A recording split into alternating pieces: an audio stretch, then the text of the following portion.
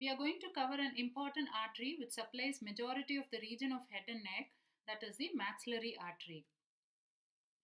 Kindly take the slides and video as a quick review of specific topics, and it is not intended as a guide to any treatments or surgical procedures.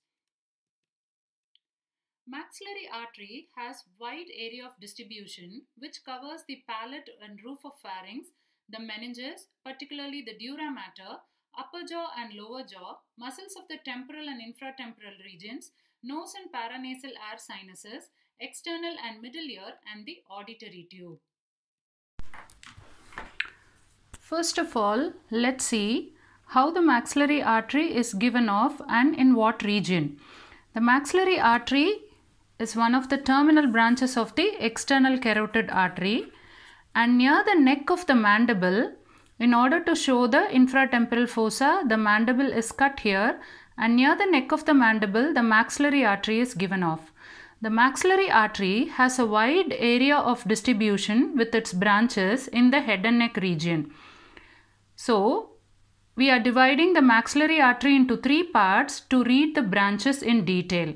The first part is called as the mandibular part because it is related to the mandible, and then the second part, it enters the lower border of the lower head of the lateral pterygoid muscle and lies over it, and as it crosses the upper border of the lower head of the lateral pterygoid, it enters the pterygopalatine fissure and supplies the related structures here. So the first part is the mandibular part, and the second part, since it lies over the pterygoid muscle, lateral pterygoid, it is called as the second part, and the third part, after it enters the pterygopalatine fissure, it is called as the third part. It forms the third part. So the muscle which divides the maxillary artery into three parts is the lateral pterygoid muscle. Now let's get into the branches of the first, second and third part. The first part, mandibular part, gives 5 branches, namely 2 branches related to the ear, that is deep tympanic artery and then anterior tympanic, deep auricular anterior tympanic, and 2 branches to the meninges. One passes through the foramen spinosum and one passes through the foramen ovale. The one which is passing through the foramen spinosum is the middle meningeal artery, and one passing through the foramen ovale is the accessory meningeal artery. And the last one, the 5th branch given off from the first part, I am just drawing the outline of the mandible. In the medial aspect of the mandible, we can see mandibular foramen. So the 5th branch given is the inferior alveolar branch. This inferior alveolar branch also gives incisive branch and a mental branch. Before entering into the mandibular foramen, it gives off 2 other branches, one to the mylohyoid region and another one is the lingual branch. The first part of the maxillary artery and the third part of the maxillary artery transmits via the foramina and fissures to reach the area of distribution. So the first part, I have tabulated the branches, the foramen and fissure through which they transmit to reach the area of distribution. So take a pause here and go through the foramina and fissures and area of distribution of the first part of the maxillary artery. Clinical anatomy related to the first part of the maxillary artery is the middle meningeal artery.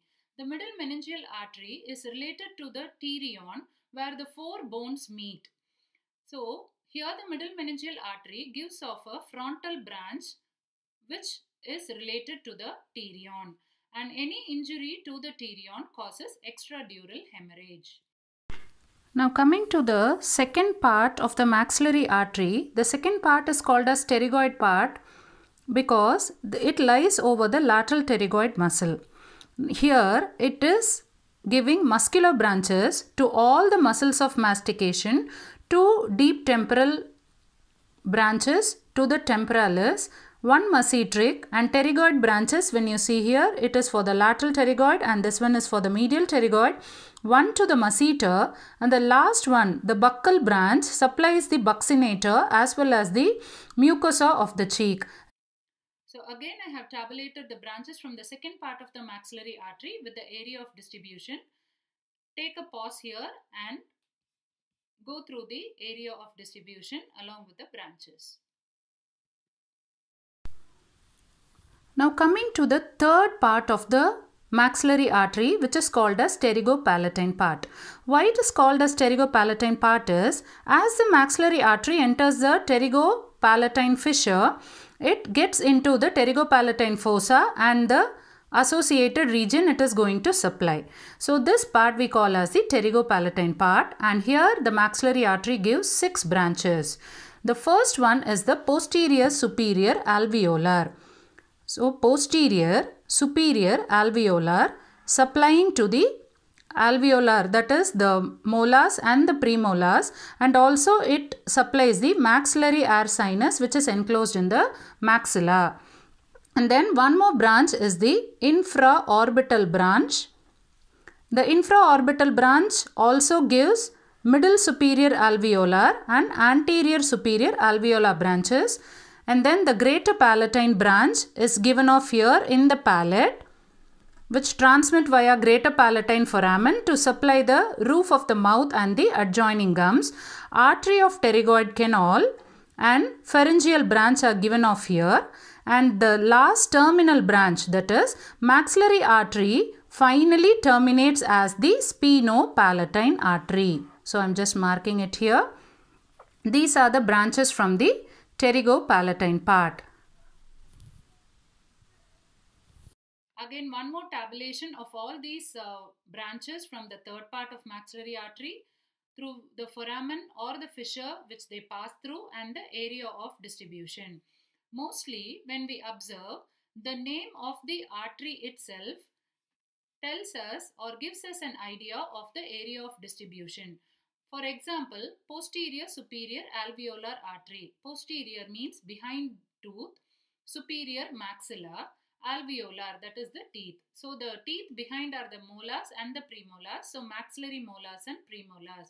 In that way we can relate for all the other arteries with the area of distribution. The other 3 arteries, the last one, the sphenopalatine artery, is considered to be the continuation of the maxillary artery or the terminal branch of the maxillary artery.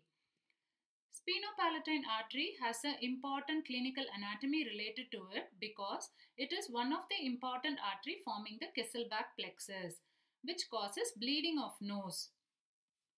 So here when we observe the Little's area where the Kesselbach plexus is formed by the superior labial artery, greater palatine artery, sphenopalatine artery, anterior and posterior ethmoidal artery.